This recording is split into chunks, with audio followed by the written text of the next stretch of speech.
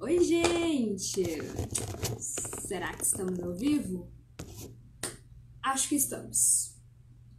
E aí, como vocês estão? Quem tá entrando na live, já manda um joinha se você está conseguindo me ver e me ouvir perfeitamente. Enquanto isso, eu vou tentar fixar o comentário aqui, que na semana passada eu não consegui.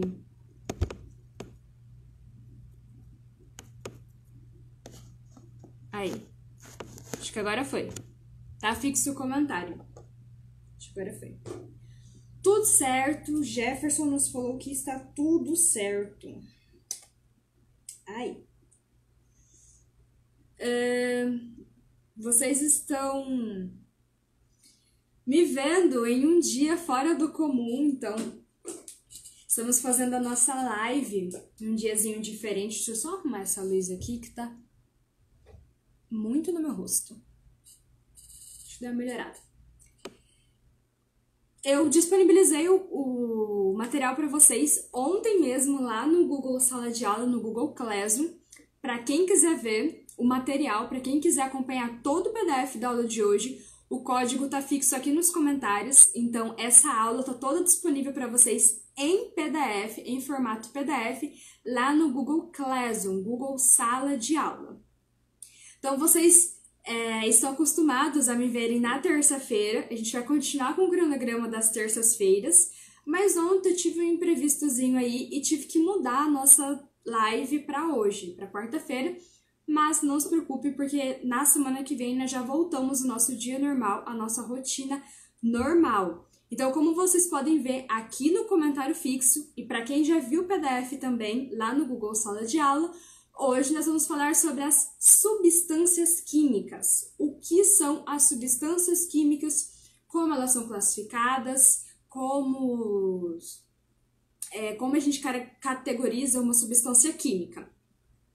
Então, fiquem ligadinhos aqui na live, que na aula de hoje vai até rolar umas coisinhas assim, meio ao vivo, meio quem sabe faz ao vivo, umas demonstraçõezinhas bem básicas para vocês do que nós veremos na aula de hoje. Só para dar um spoiler, vamos fritar a batata?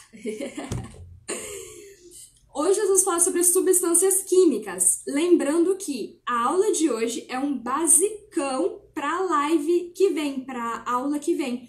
Porque a aula que vem nós vamos falar sobre um dos temas que mais cai no Enem. Oh my God! Um dos temas que mais cai no Enem nós traremos na aula que vem. Então a aula de hoje é primordial para que vocês entendam o conteúdo da aula que vem. Então hoje vai ser bem aquele basicão, cheio de conceitos, para vocês ficarem legal na parte teórica. Então, o que são substâncias químicas? O que são essas substâncias químicas? Na aula antes do simulado, nós falamos sobre as matérias. Nós conversamos sobre o que era matéria química, o que era matéria propriamente dita, quais eram as mudanças de estado físico que a matéria sofria. Então, o que é uma substância química? Uma substância química é um tipo de matéria que possui propriedades constantes quando são submetidas às mesmas condições de temperatura e pressão. Ou seja, quando essa matéria é submetida à mesma condição de temperatura e pressão, as suas propriedades não mudam. O que são essas propriedades? Quais são essas propriedades? Bom, algumas a gente até estudou sobre ponto de fusão, ponto de ebulição, densidade, cor, odor e algumas outras características. Então, o que isso quer dizer? Quer dizer que, por exemplo, toda vez que eu pegar uma matéria que tem o ponto de ebulição em 100 graus Celsius, toda vez que eu pegar aquela matéria e submeter ela em 100 graus Celsius, vai ser o ponto de ebulição dela. Isso quer dizer que essa propriedade é constante. Toda vez que eu colocar ela naquela temperatura, aquele vai ser o ponto de ebulição dela. Não vai mudar. Do mesma forma para o ponto de fusão. Toda vez que eu colocar naquela temperatura de ponto de fusão, ela vai alcançar a fusão. Então, isso quer dizer toda vez que você coloca na mesma condição de pressão e temperatura, a propriedade dela não vai mudar, vai sempre ser aquela mesma propriedade. Então, é basicamente assim que pode ser definida uma substância química. E aí nós temos como exemplo a água, tem até um copinho aqui que vai fazer parte da demonstração de hoje. Então, água, a substância, sal de cozinha, que é o cloreto de sódio, aquele que você usa para temperar a sua comida. Deixa eu ver, tem alguns outros também que não é tanto do nosso dia a dia, mas enxofre, ferro, muitas outras coisas. Então, a gente já conhece essas coisas são palpáveis, nós vemos no nosso dia a dia. Mas tem outras coisas também, outras substâncias que nós conhecemos, que são provenientes de algumas misturas.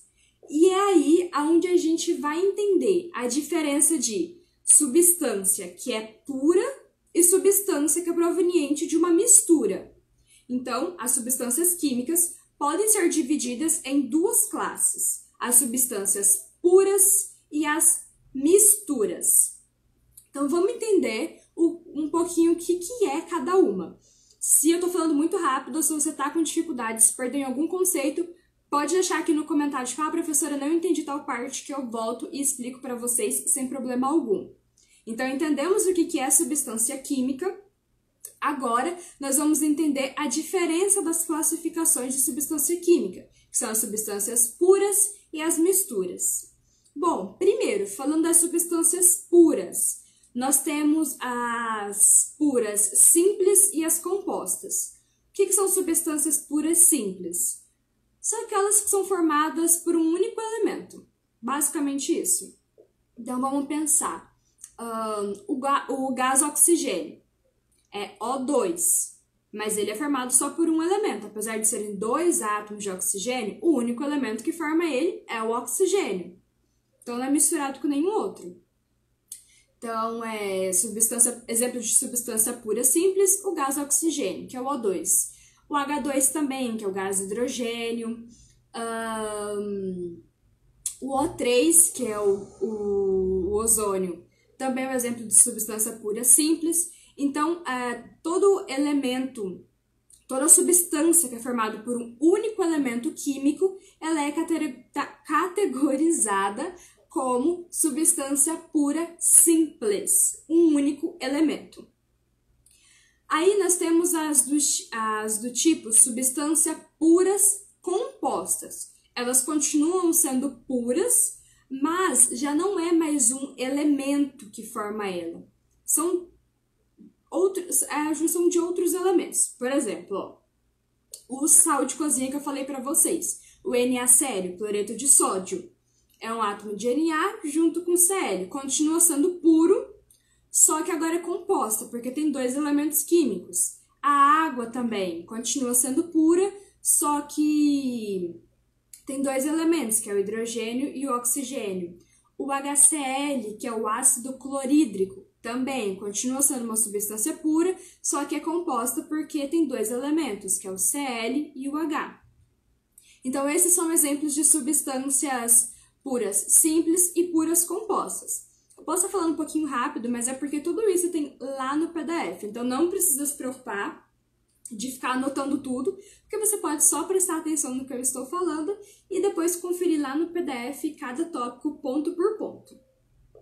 Então, saindo das substâncias puras, que é a primeira classificação do tipo de substâncias químicas, nós vamos para a segunda classificação, que são as misturas. O que isso quer dizer? Quando eu pego duas substâncias e eu misturo elas, eu faço a junção dessas duas substâncias, eu tenho um terceiro tipo de substância. Então, esse terceiro tipo, ele surgiu através da mistura dessas substâncias aqui.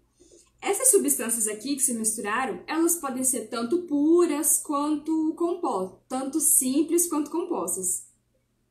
Não interfere se ela for simples, se ela for composta. A junção delas vai dar origem a uma mistura. Então, quando eu misturo duas substâncias, sejam elas simples ou compostas, eu tenho uma terceira substância, que ela originou a partir dessa mistura aqui, ó, dessas duas. Então, professora, mas eu não tô conseguindo visualizar. Sabe quando você mistura água e óleo, por exemplo? Você mistura água com óleo? Então, você misturou água, misturou com óleo, você vai ter uma terceira coisa ali. Já a gente vai entender essa parte dessa coisa que eu falei, mas você misturou água com óleo e aí você tem uma terceira substância, que é resultado dessa mistura da água com óleo. Então, essa terceira substância, a gente chama ela ela é classificada como mistura. Quando você mistura também água com açúcar, isso acontece, água com sal, tudo que você quiser misturar aí, se der certo, é porque foi. Aí, dentro das misturas que nós fazemos, dentro dessas junções que nós fazemos para poder chegar em outras substâncias, nós chegamos em 4 tipos. Ou seja, quando você mistura substâncias e você chega em uma terceira substância, você pode chegar em 4 tipos dessa terceira substância, que são as misturas homogêneas, as heterogêneas, as eutéticas e as azeotrópicas. Então, vamos recapitular. Quando nós misturamos, quando nós fazemos a junção de substâncias, nós chegamos em uma terceira substância, que foi originada dessa mistura. Essa terceira substância, ela pode ser de 4 tipos. Essa mistura pode ser de 4 tipos. Pode ser do tipo mistura homogênea, heterogênea, eutética ou azeotrópica. Vou explicar, fica calmo, vou explicar para vocês o que é cada um desses tipos de misturas. Então vamos lá. Primeiro, falei para vocês que ia chegar a hora da demonstraçãozinha. Deixa eu pegar aqui um copinho com água. Eu tenho aqui água, substância pura composta, H2O. Ela é uma substância pura, mas ela é composta porque tem 2 elementos químicos, o hidrogênio e o oxigênio. Gente, eu tenho que tomar cuidado para não derrubar. Eu vou misturar essa substância pura composta com uma outra substância pura que também é composta, que é o açúcar. Deixa eu lembrar agora. Sacarose. Alguém lembra que a fórmula molecular de sacarose é... Eu lembro que é CHO. Acho que é C12H22 ou alguma coisa. Aí, eu lembro que são muitos átomos de carbono, muitos de hidrogênio e muitos de oxigênio. É C12H22 ou alguma coisa. Então, eu vou misturar 2 substâncias para eu ver que tipo de mistura que vai ser. Se vai ser homogênea, heterogênea, eutética ou azeotrópica. Vamos lá. Gente, eu não vou misturar muito, porque eu não fiz a conta, né? Então, eu não posso deixar isso daqui super saturado. Eu não fiz a conta de quanto que tem que colocar. Se ficar saturado, daí vai dar errado. Aí. Vou colocar uma quantidade que não fique saturado, né? Porque se eu mostrar pra vocês uma coisa super saturada, aí eu vou estar explicando errado. Mas vamos lá.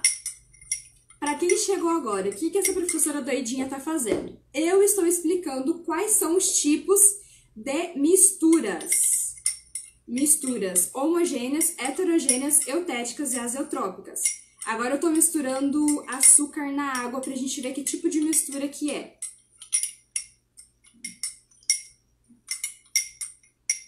Mexer aqui. Aí, ó. Por que eu falei pra vocês que eu não podia colocar muito, né? Porque se ficar super saturado, a Suzane mandou C12H22O11. Aí, obrigada, Suzane. Eu lembrava só do carbono e do hidrogênio, não lembrava do oxigênio, não. Mas é isso, estamos misturando sacarose, que é o nosso açúcar comum, com a água. Então, sacarose, substância pura composta, e a água pura composta também. Aí, ó, por que eu falei pra vocês que eu não poderia colocar muito, já que eu não fiz a conta pra saber quando que ia ficar saturado?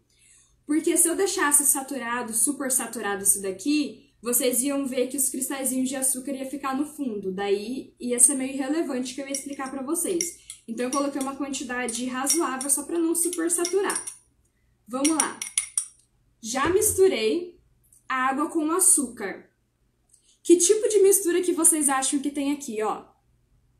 Se eu não beber essa água, se eu não sentir um gosto diferente nela, aos nossos olhos vai ser só água, né? Eu não vejo nada mais a não ser água. Isso significa que quando você mistura duas substâncias, ou até mais, mas quando você tem a mistura de substâncias e você só enxerga uma fase, quando você só enxerga uma fase a olho nu, ou seja, quando aos seus olhos é visível somente uma fase, que é, no caso aqui é só a água líquida, isso quer dizer que a mistura é homogênea.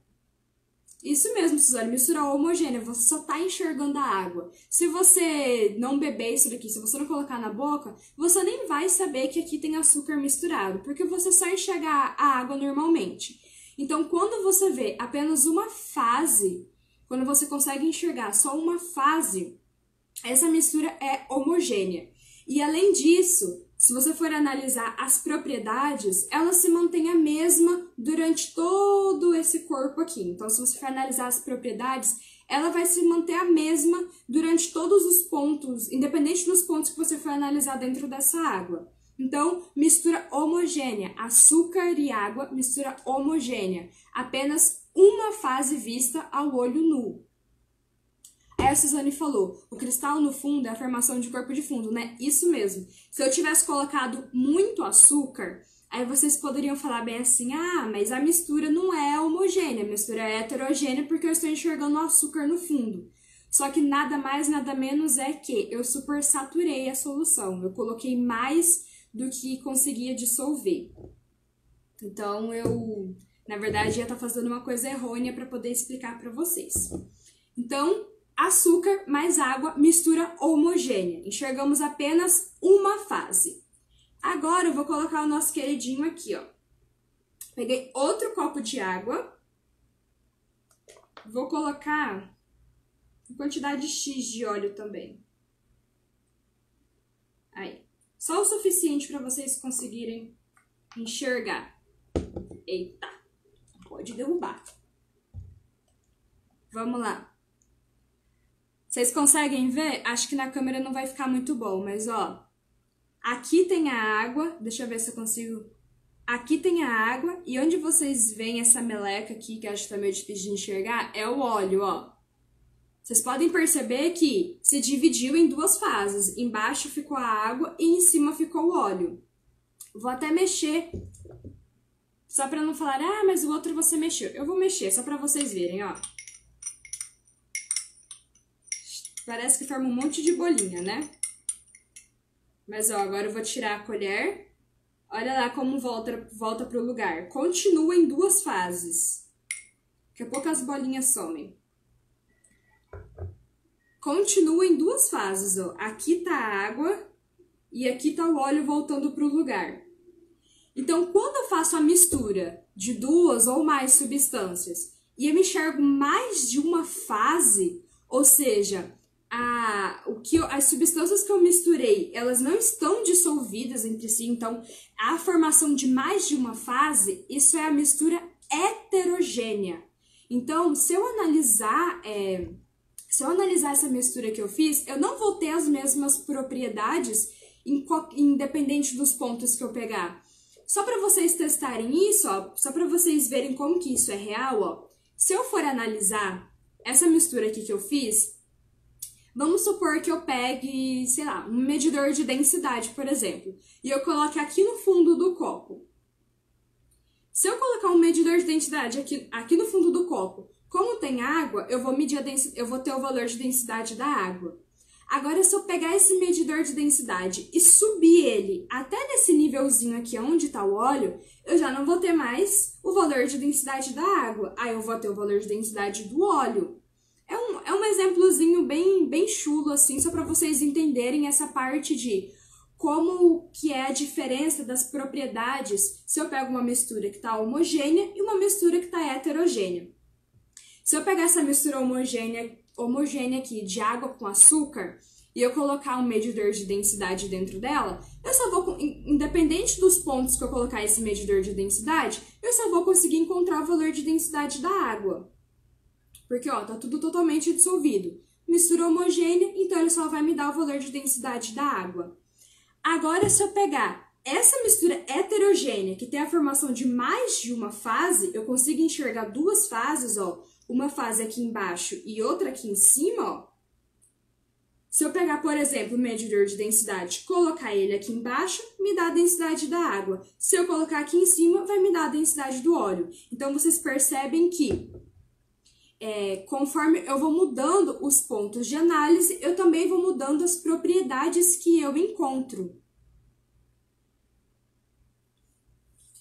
Aí a Suzane perguntou, tem o caso do sangue, que eu nunca entendi se é homogêneo ou heterogêneo. O caso do sangue, eu não entendi, Suzane. O caso é misturar sangue com alguma coisa? Eu acho que eu não sei do caso do sangue. Deixa um pouquinho mais explicado aqui nos comentários, para ver se eu entendi muito bem, enquanto eu vou terminando de explicar os tipos de misturas. Então, ó, eu falei para vocês que eram 4 tipos de misturas. Então, homogêneas, a mistura homogênea nós já vimos, água com açúcar, nós só conseguimos enxergar a formação de uma única fase. E se nós medirmos diferentes pontos, se nós analisarmos diferentes pontos daquela solução, nós vamos ter as mesmas propriedades, encontrar as mesmas propriedades. O segundo tipo é mistura heterogênea, que é a formação de 2 ou mais fases. E se a gente analisar qualquer um dos pontos, nós vamos enxergar diferentes propriedades. O terceiro tipo são as misturas eutéticas. As misturas eutéticas e as eutrópicas, elas são um pouquinho diferentes. Geralmente, quando cai em vestibular ou quando cai no Enem, esses 2 tipos de misturas, eles caem mais na forma representativa de gráfico. Eu vou mostrar como que é o gráfico para vocês não ficarem por fora e vocês entenderem como é que é. Mas é basicamente isso. A diferença entre as misturas eutéticas e as eutrópicas é o que ela vai manter constante. Como que é? Mais ou menos assim. Esses 2 tipos de misturas, eles se comportam como se eles fossem substâncias puras, só que, o que acontece? Quando você tem uma mistura, ou seja, quando você mistura 2 substâncias, e essas 2 substâncias originam em uma mistura eutética, isso quer dizer que o ponto de fusão vai ser constante. Então, a temperatura do início até o fim da fusão dessa mistura vai ser constante, não vai mudar a temperatura do ponto de fusão. Agora, quando você mistura 2 substâncias e você chega em uma mistura azeutrópica, aí vai ser o contrário, vai ser o ponto de ebulição constante. Então, vamos lá. Vamos só recapitular, porque esse tipo de mistura geralmente é mais complicado. Então, 2 tipos especiais de mistura eutética e mistura azeutrópica. Na mistura eutética, o que acontece? Quando eu misturo 2 substâncias e o resultado é uma mistura eutética, isso quer dizer que aquele resultado que eu tenho, ele vai ter o ponto de fusão constante. A temperatura do início até o fim da fusão não vai mudar, vai ser constante. Aí o contrário acontece para a mistura azeutrópica. Se eu misturo 2 substâncias e eu chego num resultado de mistura azeutrópica, isso significa que essa mistura, que é azeutrópica, ela tem o ponto de ebulição constante. Do começo ao fim da ebulição, a temperatura não muda. Ficou alguma dúvida sobre mistura eutética e mistura azeutrópica? Eu vou dar alguns exemplos para vocês, não é uma demonstração, porque esses não dá para fazer. Mas mistura eutética, quando que eu tenho uma mistura eutética? Quando que eu junto 2 substâncias e eu chego em um resultado eutético, resultado de mistura eutética? Quando fazem as ligas metálicas no geral. Vou dar um exemplo. Como que é o nome?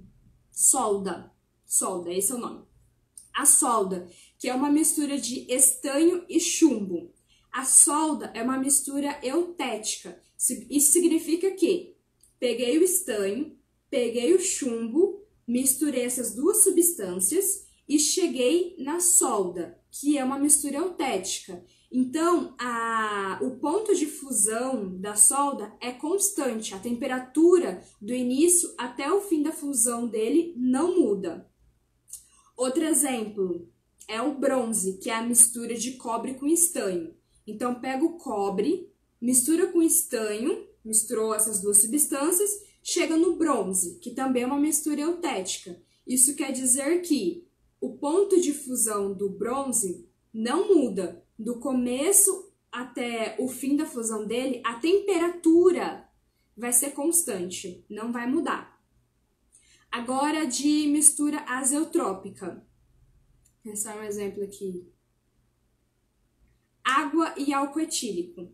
Quando você mistura água com álcool etílico, mistura essas duas substâncias, você chega em um resultado de uma mistura azeotrópica. Isso significa que esse resultado que você chegou vai ter o ponto de ebulição constante. Então, do começo até o fim da ebulição, a temperatura não vai mudar.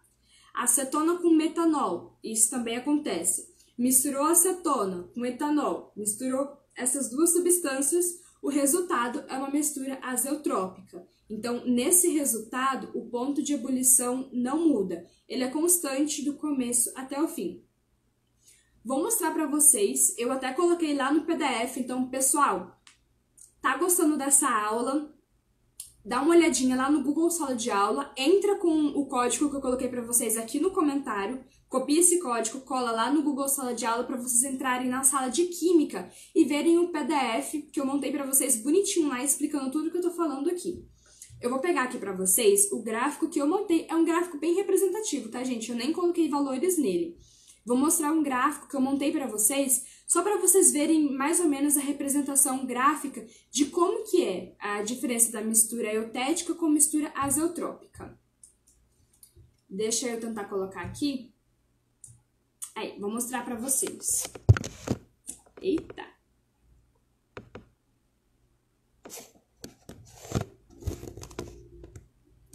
Aí. Deixa eu virar aqui o computador. Mistura eutética. Olha como que é uma representação do gráfico, ó. Lembra que eu falei? Na mistura eutética tem... Deixa eu pegar uma canetinha aqui para rabiscar. Na mistura eutética tem o ponto de fusão constante, a temperatura de fusão constante, ó. Aqui, ó, a gente tem temperatura por tempo, né? Então, ó, na mistura eutética, a fusão, ponto de fusão é constante. Então, ó, é uma linha reta. Já o ponto de ebulição, ó lá, tá variando. Então, fusão é uma linha reta. Agora, ó, na mistura azeotrópica, deixa eu virar aqui, o mesmo gráfico, só que agora a fusão mudou, ela tá variando, e a ebulição é que é constante, ó. A ebulição que é uma linha reta.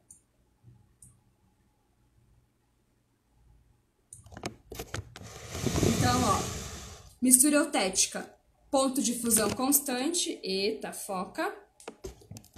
Mistura azeotrópica, ponto de ebulição constante.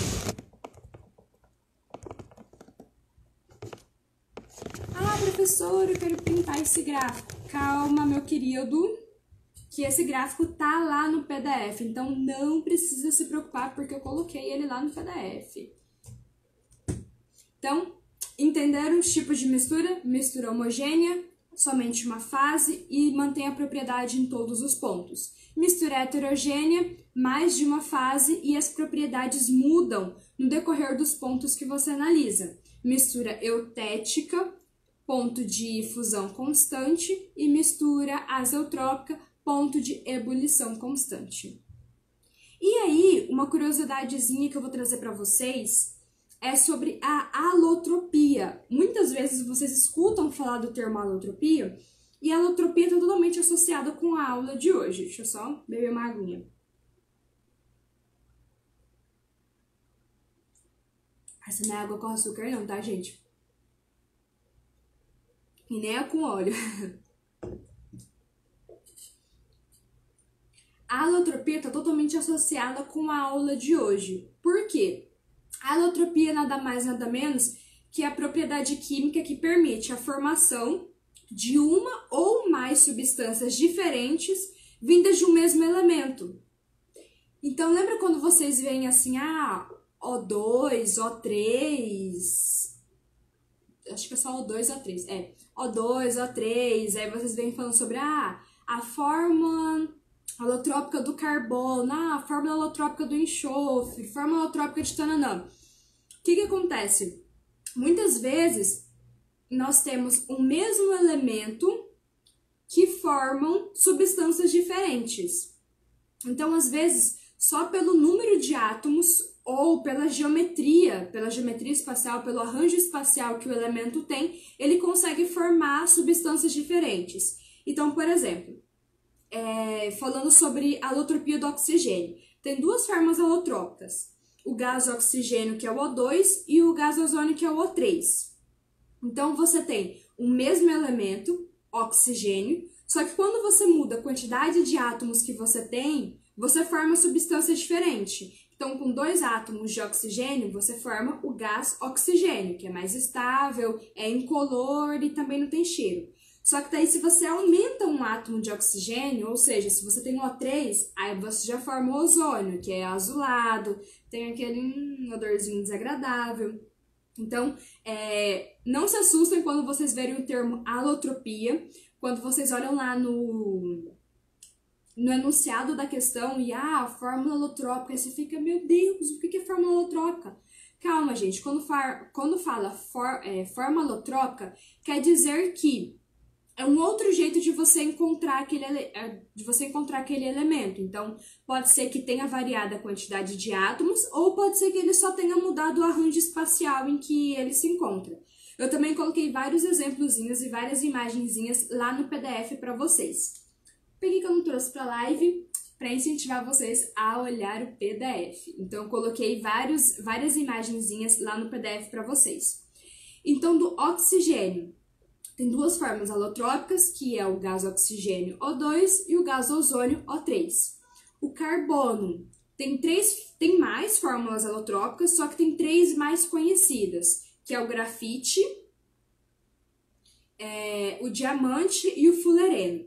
O grafite e o diamante não tem quantidade de carbono definida, não depende da quantidade de carbono que tem. Agora, se você tiver 60 carbonos ou 70 carbonos, aí vai ser um fulereno. Tá tudo mais explicadinho lá no PDF também, não precisa se preocupar. Aqui é só para você não ficar assustado com esse termo alotropia, só para você entender que esse termo alotropia é nada mais, nada menos que entender que um elemento pode formar mais de um tipo de substância. Então, o carbono, ele tem 3 fórmulas alotrópicas mais conhecidas. Depende da quantidade de carbono que você tem. Se você tiver uma quantidade X, vai ser um diamante. Se você tiver uma quantidade Y, vai ser um grafite. Se tiver uma quantidade Z, vai ser um fulereno. É isso. Aí tem as fórmulas alotrópicas do enxofre também. Enxofre, gente, tem mais de 30 fórmulas alotrópicas. Mais de 30. Mais de 30. É muita coisa. Mas tem 2 principais, 2 mais conhecidas, que é o rômbico, eu posso estar pronunciando errado, acho que é rômbico ou rombico. Acho que é rômbico e o monoclínico.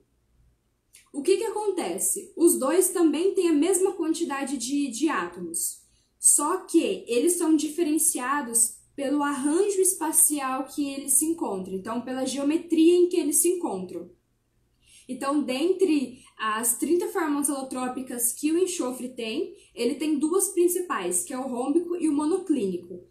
Tanto o rômbico quanto o monoclínico tem 8 átomos de enxofre, só que o que diferencia é a forma com que esses 8 átomos estão organizados espacialmente, estão organizados no espaço. Eu coloquei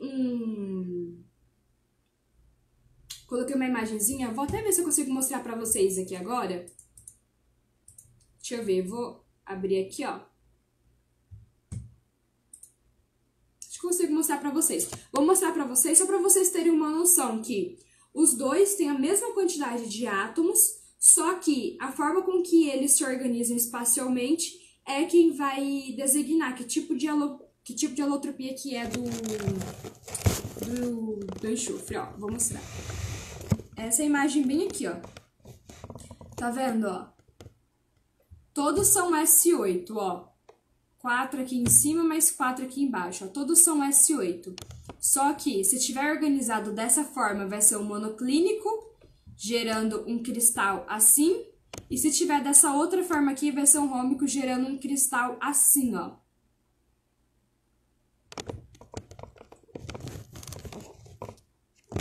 Então, vamos supor, se você tá